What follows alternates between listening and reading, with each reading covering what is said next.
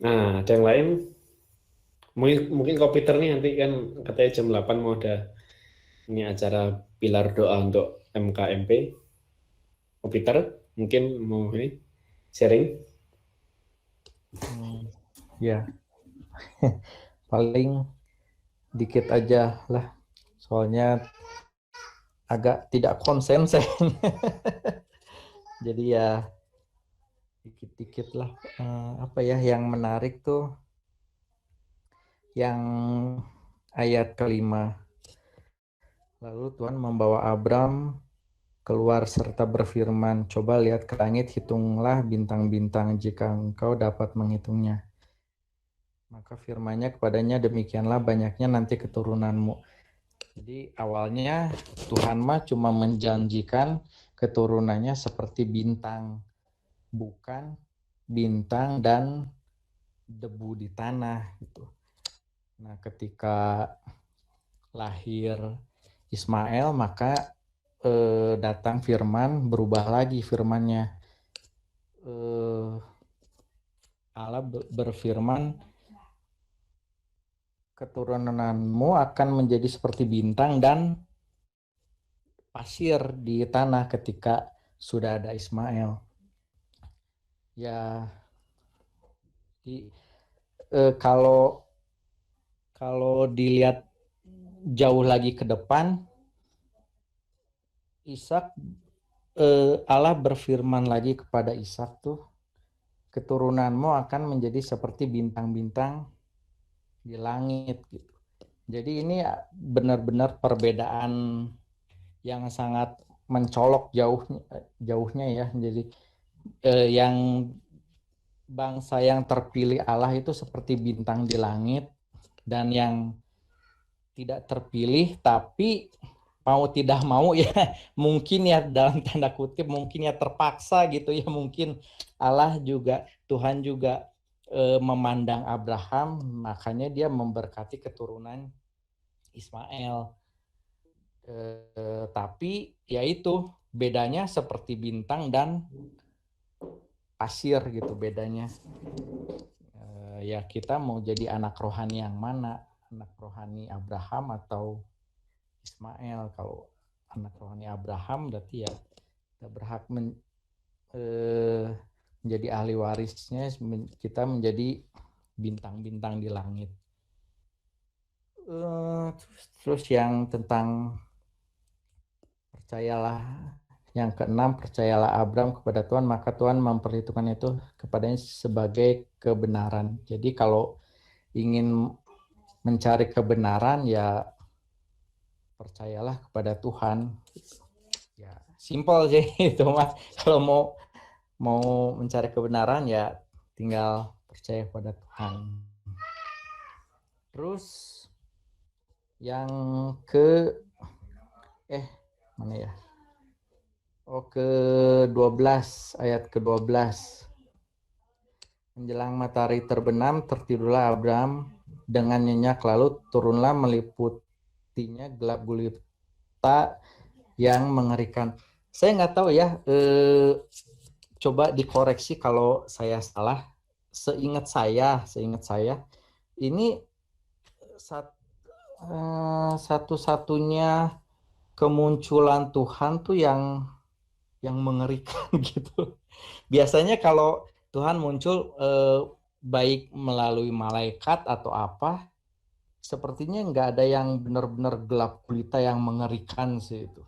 Ya mungkin ada apa ya, api itu, terus orang menjadi gentar. Tapi nggak disebutkan benar-benar digambarkan tuh mencekam dan mengerikan gitu loh kalau yang ini ya gitu. Jadi kalau saya pikir ya mungkin firman Tuhan itu tidak selalu tidak selalu mengenakan buat kita gitu. Ada kalanya firman Tuhan itu memang tidak sesuai apa yang kita inginkan gitu. Kita cuman pengen dengar firman Tuhan yang enak-enak aja, yang sesuai dengan hati kita aja gitu. Tapi ternyata memang tidak selalu seperti itu, tapi itu meskipun seperti itu, yakin janji Tuhan itu seperti yang ayat pertama itu, jangan takut Abram, akulah perisaimu gitu. Jadi meskipun ada firman yang tidak mengenakan, tapi ingatlah itu ada Tuhan itu perisai kita gitu. Terus yang menarik lagi yang ke-16, tetapi keturunan yang keempat akan kembali ke sini sebab sebelum itu kedurjanaan orang Amori itu belum genap.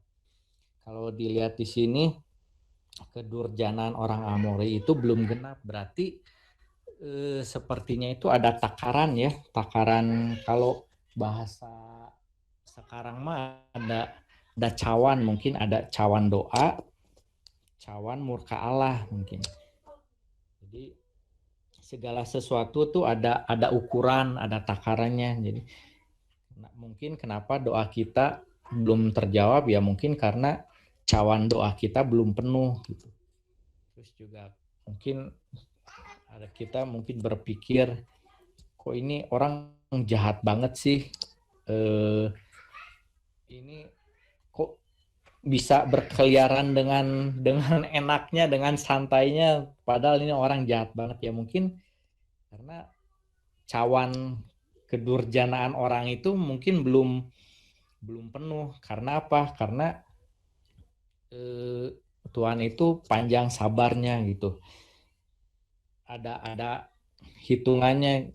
Tuhan nggak asal menghukum, nggak asal kasih berkat, tapi ada hitungannya gitu.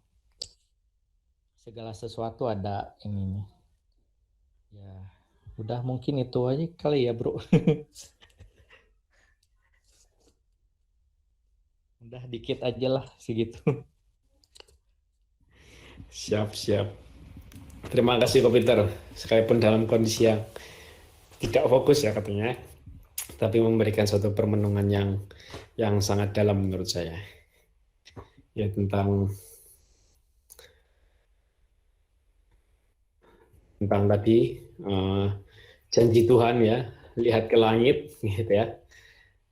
Bintang, perbandingan bintang dengan pasir nanti ketika munculnya Ismail. Nah, itu sangat menarik.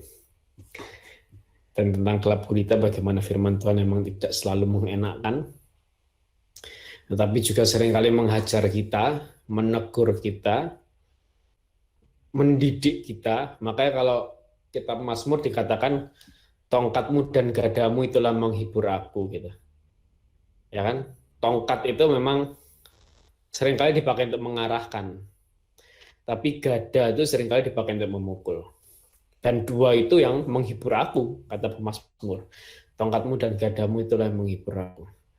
Kalau kata pengkhotbah dalam kitab pengkhotbah, firman Tuhan itu seperti paku di bawah tongkat kegembalaan. Gitu, yang dipakai untuk menusuk domba. Ketika sudah domba yang terlalu nakal, ditusuk pakai paku itu supaya kembali ke jalan yang seharusnya ditempuh oleh domba-domba itu. Nah, itu menarik ya. Dan tentang cawan, nah, itu menarik juga. Itu cawan itu belum saya dalami. Ya, cuman yang nanti yang paling banyak semadal kitab itu tentang cawan kemurkaan Tuhan, itu yang paling banyak. Makanya ketika Tuhan Yesus bilang, kalian tidak bisa meminum cawan yang aku minum. Ke murid-muridnya Tuhan Yesus bilang gitu kan. Terus murid-muridnya bilang, oh kami akan minum cawan yang kau minum Tuhan. Seperti apa Petrus yang ngomong itu? Ya, nanti kamu akan minum, tapi bukan sekarang.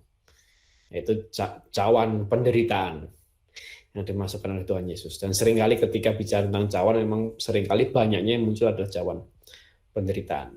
Nah, nanti kita akan bahas banyak itu di kitab Yesaya, atau Yeremia, saya lupa.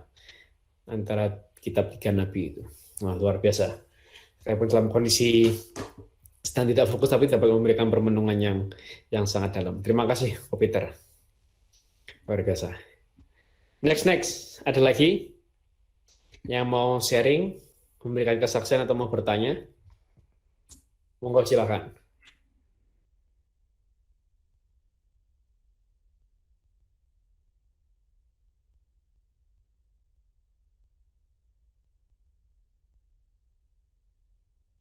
Ya mungkin aku mau menambahkan saja ya, bukan menambahkan sih, cuma ya yang dari tadi yang Kopiter omongin juga udah hampir lah ya, hampir mencakup keseluruhan perikop ini kalau menurut aku gitu ya. Cuma yang paling penting gini loh,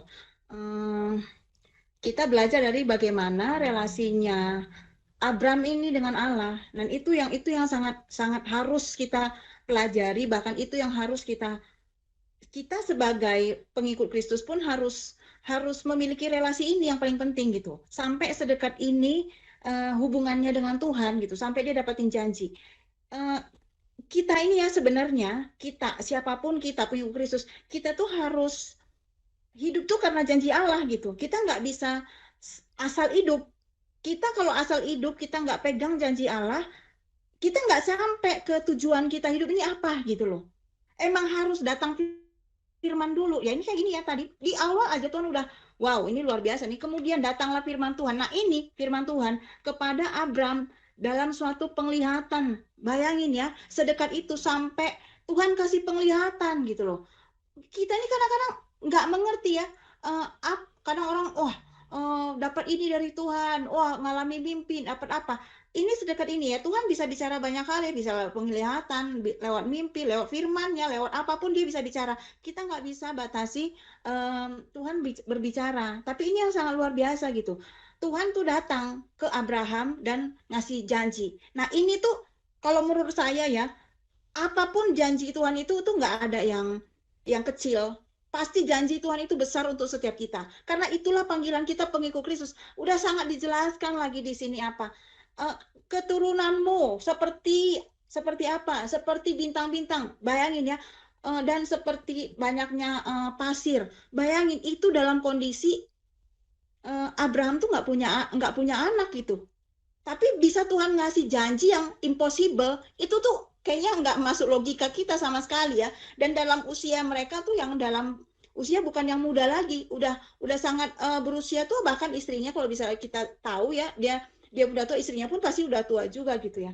Itu kan nggak mungkin. Sama kalau yang namanya, kalau menurut saya, kalau yang namanya janji Tuhan itu nggak mungkin seperti apa yang kita pikirkan. Itu pasti sesuatu yang out of the box gitu ya. Logika kita ini nggak bisa kita pakai gitu loh. Itu kalau kita pakaikan logika kita, itu pasti bukan janji Allah gitu loh. Itu sesuatu yang gampang dijangkau, yang dapat kita raih gitu ya. Tapi kalau yang namanya janji Allah, itu sesuatu yang besar dan pasti mustahil. Nggak mungkin kita bisa mencapainya dengan kekuatan kita sendiri gitu ya. Dan ini tuh didapatin oleh Abraham. Dan sampai segitu besarnya janji Tuhan terhadap Abraham ya. Sampai dia ahli warisnya pun sampai Abraham itu mencurahkan, gimana caranya aku bisa ini hartaku banyak ya, banyak, tapi aku nggak ada keturunan, aku akan kasih ke Eliezer ya, di sini Eliezer yang kalau nggak salah kemarin yang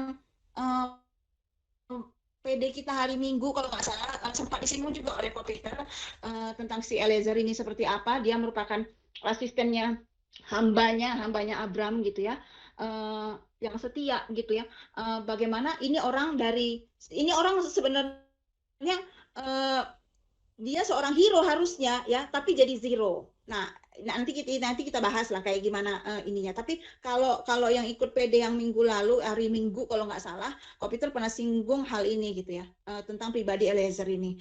Nah sampai Tuhan bilang, tidak, kamu nggak kasih warisanmu ke Eliezer, tapi ke anak kandungmu, anakmu sendiri. Bayangin ya, sampai Tuhan ngatur sedetail itu. Tapi dipikir lagi, yang mana anaknya juga nggak ada gitu ya. Tapi apa yang terjadi itu luar biasa gitu. Sampai dia dapatin mimpi, dan mimpinya itu mengerikan. Tadi Ko Peter udah sempat ngomong ya, mengerikan.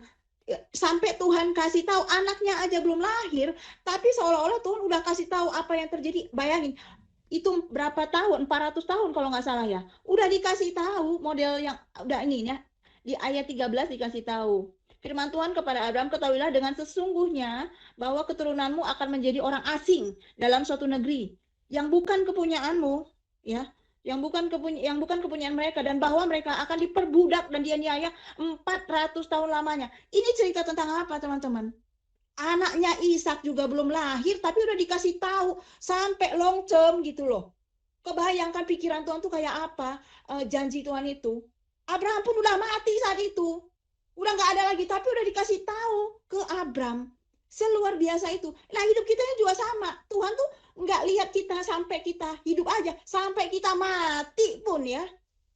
Tuhan itu bikin story-nya kita tuh luar biasa. Dia memang kreator ya. Jadi makanya aku pikir ini kita belajar firman kayak gini ya, sebenarnya untungnya banyak buat kita gitu loh. Sangat untung. Saya ini ngomong ini sampai menggebu-gebu hati saya gitu, saking wow, luar biasa ya Tuhan ini ya, sebegitunya. Abraham tuh sama kayak kita kok, teman-teman. Cuma dia lahir lebih awal dari kita, itu aja. Dan dia punya relasi yang intim dengan Tuhan. Nggak ada kelebihannya, kebisaannya pun nggak ada. Sama dia punya banyak cacat juga, banyak kekurangan juga. Artinya kita pun bisa kayak Abraham. Kita harus terima janji Tuhan dulu. Apa janji Tuhan atas kehidupan kita. Nah, itu yang akan membuat kita sampai ke garis finish gitu loh. Nah, itu sih kalau menurut saya yang buat headline buat saya gitu ya. Wah, ini luar biasa, sampai dikasih tahu 400 tahun ke depan itu terjadi. Itu terjadi. Jelas ya, itu tertulis semua di Alkitab. Itu zamannya siapa? Zamannya Musa. Gitu. Itu yang terjadi. Ini amazing sekali. Bahkan dibilang itu sampai dibicara soal apa? Cawan doa, sampai dibilang orang Amori. Ya, tadi aku juga tergelitik dengan cawan. Aku setuju banget karena Yesus pun sama. Tadi udah dikasih tahu ya sama Bapak pembimbing kitab suci kita ini ya, sampai dia bilang apa coba teman-teman, apa cawan ini kamu nggak bisa minum ya. Artinya apa? Kita semua ini punya cawan-cawan, teman-teman. Mau cawan apa? Cawan penderitaan, of course. Nggak ada manusia yang pengikut Kristus itu nggak ada cawan penderitaannya. Ada. Kita nggak bisa menghindari itu, harus kita telan, harus kita nikmati gitu loh. Nah, itu kita harus jangan ikut. Tuhan tuh maunya berkat itu bukan full untuk pengikut Kristus. Kamu itu kalau nggak ikut menderita bersama Kristus, itu kamu bukan benar-benar pengikut Kristus. Siapa yang kamu ikuti? Curiga harus kalau hidup kita tuh nggak ada penderitaannya. Sekarang udah zaman corona begini, apalagi ya, penderitaan itu sedunia. Nah, apa bagian kita gitu loh. Nah, ini saya kayak berkhotbah ya, saudara, maaf ya. Karena hati saya bergelora saat ini. Saya sangat-sangat, wah, ini Abraham ini saya nggak boleh ketinggalan ya, saya harus ngomong ini ya, gitu.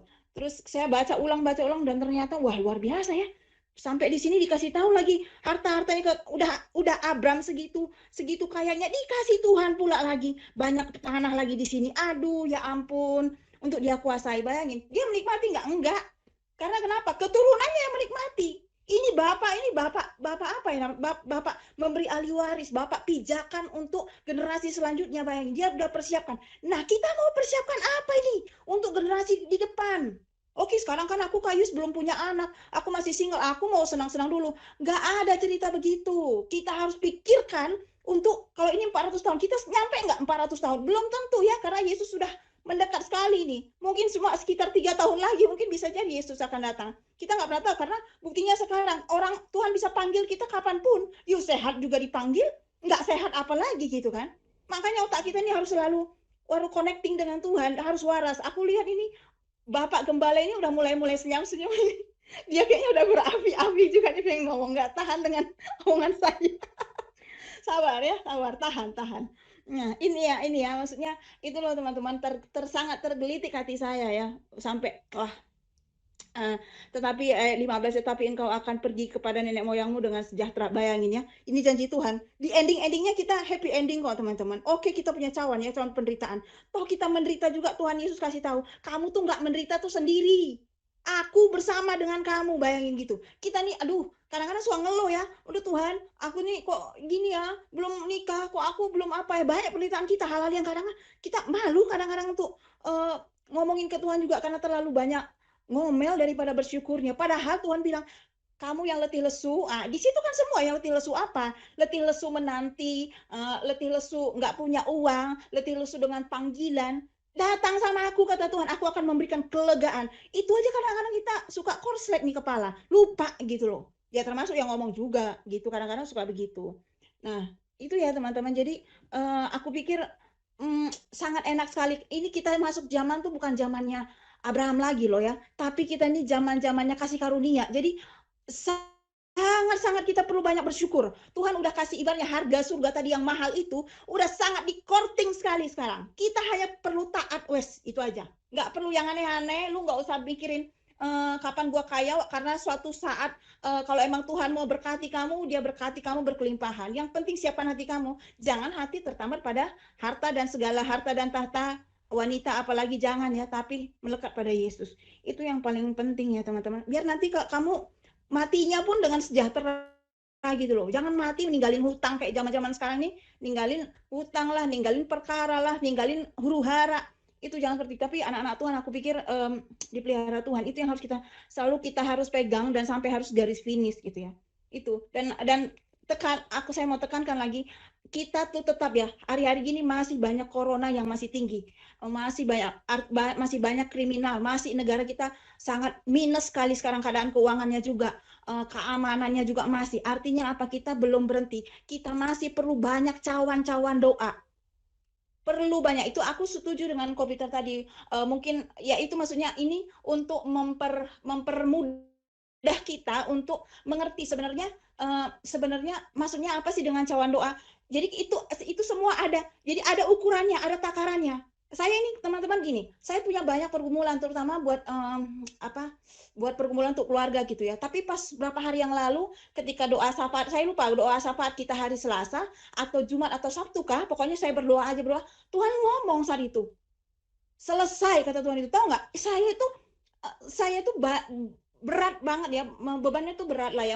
Kalau ukuran saya itu berat, itu sangat berat. Dan kenapa harus saya? Itu kan banyak ya persoalan kita kan soal gitu kita ya. Kenapa sih Tuhan aku yang ngalamin hal-hal begini? Kenapa sih Tuhan? Kenapa orang lain kayaknya lebih enak hidupnya dibandingkan gua? Aku kenapa? Banyak hal yang saya kenapa? Tapi akhirnya saya beramai akhirnya kan. Terus akhirnya kemarin hari saat doa syafaat waktu kita menyembah Tuhan bilang selesai. Wah itu saya rasa wah terima kasih Tuhan. Tapi ini selesai yang mana ya? Masalah saya yang satu, yang dua. Tapi dengar kata selesai artinya apa? Ini cawan doa yang ini udah selesai. Saya sangat bersyukur saat itu. Ketika saya sangat bersyukur, besoknya Bapak ini harus dikirim ke Jakarta, bayangin. Saya nggak tahu maksud Tuhan apa juga ya, tapi saya percaya pasti ada sesuatu rencana Tuhan yang besar untuk setiap kita gitu ya. Jadi kalau saya udah memenangkan satu cawan ini selesai, artinya belum selesai perkara, tapi masih ada perkara-perkara lain. Selama kita hidup, artinya cawan-cawan kita itu belum penuh teman-teman. Kalau udah penuh, ya wis pasti dipanggil kita di surga. Udah selesai kerjaan kamu, udah selesai penderitaan kamu di sini tempatnya bersama dengan aku, gitu loh. Jadi aku pikir kita bisa nanti ketemu Abraham ya itu nanti lah ya. Tapi yang paling penting di sini yang aku mau garis bawahi itu tadi ya. Maksudnya milikilah perjanjian dengan Allah. Itu yang paling penting. Jadi kita tahu tujuan kita itu tuh apa. Ini Abraham tuh enak hidupnya. Udah dikasih Tuhan, kamu nanti begini. Wes itu toh. Gak usah mikir yang aneh-aneh, gak usah mikir apa. Udah completely Tuhan kasih kesejahteraan, kedamaian, pertolongan, segala macam. Berikut dengan penderitaannya pun sudah disepaketkan untuk setiap kita. Dan bersyukur untuk itu. Karena itulah yang terbaik. Jangan pengen jubah orang lain. Jangan pengen hidup orang lain. Kamu hidup yang sekarang ini, kita semua hidup ini udah sangat-sangat pilihan yang terbaik. Saya baru bicara tuh tadi sama Bapak itu. Kalau kebayang kalau kamu nggak nikah sama saya, apakah hidupmu lebih baik atau semakin lebih baik? Terus dia mikir bingung apa dan segala macam. Terus saya bilang gini, apapun yang kita udah terputuskan bersama Tuhan, yakin dan percayalah itu yang terbaik. Kita nggak bisa compare dengan seandainya bukan kamu. Itu kalau kita compare dengan pernyataan-pernyataan yang lain, keinginan kita, itu memperburuk hidup kita sendiri. Jadi memperlambat segala sesuatu. Jadi buat apa? Jadi pilihlah selalu jalan yang ditetapkan sama Tuhan. Karena ada lagunya gini loh teman-teman. Tiap langkahku, ku tahu Tuhan yang pimpin. Ya udah itu aja. Ya itulah. Ke tempat tinggiku diantarnya. Bayangin ya, bukan ke tempat rendah Tuhan diantarnya. Kita ke tempat tinggi. Kemana? Ke Kanaan. Kanaan itu berlimpah susu dan madunya. Tapi di Kanaan itu ada siapa? Ada raksasa yang harus kita perangi. Nah, artinya kita belum selesai berperang, teman-teman. Berperang itu bukan angkat senjata, enggak. doamu. Kita doa atau enggak, enaknya Katolik ini, kita doa tuh nggak sendiri. Ada Bunda Maria yang sampai detik ini pun berdoa buat kita. Ada siapa? Para Santo Santa. Itu orang yang bisa kita tagih untuk doain kita. Karena mereka di sana pun gimana caranya ya supaya ini Yusni ini nggak jatuh dalam dosa. Gimana caranya ya? Mereka tuh mati-matian, malaikat apalagi. Jadi kalau kita sekarang ini menyanyiakan itu sendiri, sayang sekali teman-teman. Sayang sekali ya. Saya orang pertama yang bersedih kalau melihat teman-teman saya itu udah mundur dari Tuhan ya. Aduh, saya lukanya begitu dalam ya. Sangat dalam dibandingkan luka-luka yang lain. Kalau luka putus cinta, aduh, itu mah udah biasa ya. Tapi kalau luka mundur dari pelayanan, mundur dari Tuhan, aduh, jangan sampai ada di antara kita. Amin, saudara-saudara. Wis, maafkan aku ya teman-teman. Amin, Kak. Mantap, luar biasa. Luar biasa. Cinta adalah keputusan ya? Iya, Le. Cinta adalah keputusan.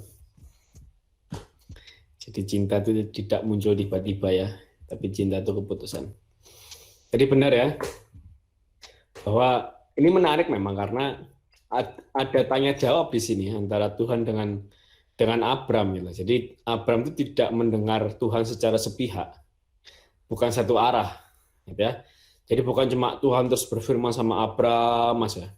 Enggak, tapi Abram ngomong, gitu ya.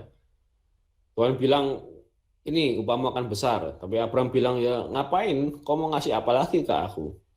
Dong yang kamu kasih ke aku juga nanti diwarisi ke hambaku, kamu nggak ngasih keturunan. Ya, tapi Tuhan bilang kamu akan punya anak. Coba lihat ya kan. Terus Tuhan bilang ini tanah buat kamu. Tapi Abram kan ngomong, ya bagaimana aku bisa tahu nih buat aku? Jadi ini ada bicara dua arah. Ini menarik. Ketika kita bisa berbincang dengan Tuhan secara dua arah, ini menarik sebenarnya. Dan beberapa bulan yang lalu kita sudah baca juga di Katekismus Gereja Katolik, Santo Ambrosius bilang bahwa dengan berdoa kita mengutarakan sesuatu kepada Tuhan, dan dengan membaca firman kita mendengarkan Tuhan berfirman kepada kita. Itu komunikasi dua arah. Gitu. Ini komunikasi dua arah. Jadi kita bukan lagi berdoa itu berasa kayak ngomong sama tembok. Ya, tapi kita benar-benar merasa bahwa kita komunikasi dua arah antara Tuhan dengan kita. Oh. Siap. Mantap. Oh, diundur doa sih jam 10 ya. Siap. Oke, nah ini berhubung sudah jam 8, ya kan? Nah, nanti bagi teman-teman yang mau sharing kesaksian atau mau tanya, disimpan dulu ya, sharing dan kesaksian dan pertanyaannya. Nah, saya mau sampaikan dulu beberapa hal yang menarik gitu, yang luar biasa juga menurut saya secara pribadi dari perikop kita malam hari ini.